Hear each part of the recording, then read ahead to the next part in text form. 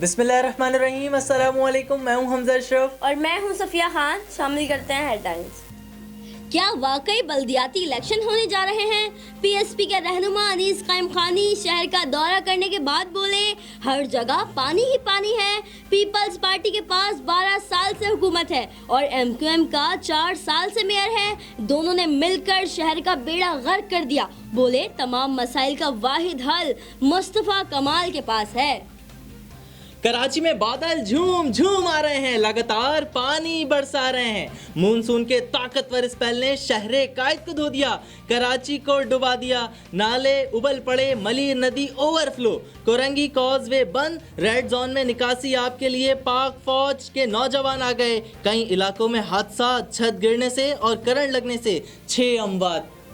کراچی کچراچی ہو گیا، کوئی مسیحا نہیں، جگہ جگہ گندگی کے ڈھیر، نہ کوئی میئر نہ ہی کوئی اے سی ڈی سی۔ اہلیان علاقہ بولے، نالے تو صاف ہونے لگے مگر سب ڈویژنل افسران نالے سے نکالا گیا کچرا نالے کے ساتھ ہی ڈال کر تصاویر بنوا کر اعلیٰ حکام کو بھیج کر سب اچھا ہے کہ رپورٹ پیش کرنے لگے۔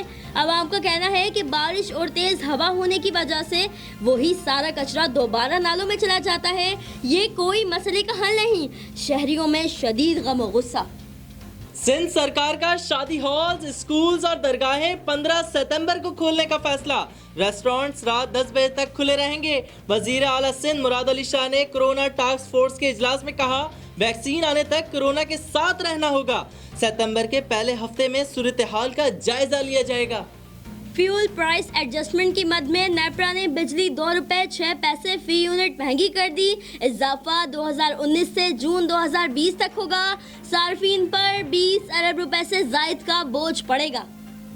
نیب کی ہوائیں نہیں بدلیں، پی ٹی آئی کی کرپشن پر احتساب کا ادارہ اندھا، بہرا اور گونگا ہو جاتا ہے۔ لیگی رہنما احسن اقبال کی حکومت پر کڑی تنقید، کہا وزیر اعظم عمران خان کے فیتے قوم کو مہنگے پڑے، ہم پائی پائی کا حساب لیں گے۔ پیپلز پارٹی کے رہنما مولا بخش چانڈیو بھی برس پڑے، کہا نیب سیاسی بلیک میلنگ کا ادارہ بن چکا۔ فی الوقت اتنا ہی، مزید خبروں اور اپڈیٹس کے لیے وزٹ کریں ہماری ویب سائٹ csnlive.tv۔ اس کے علاوہ آپ ہمیں فیس بک اور ٹویٹر پر بھی جوائن کر سکتے ہیں۔ دیکھتے رہیے CSN۔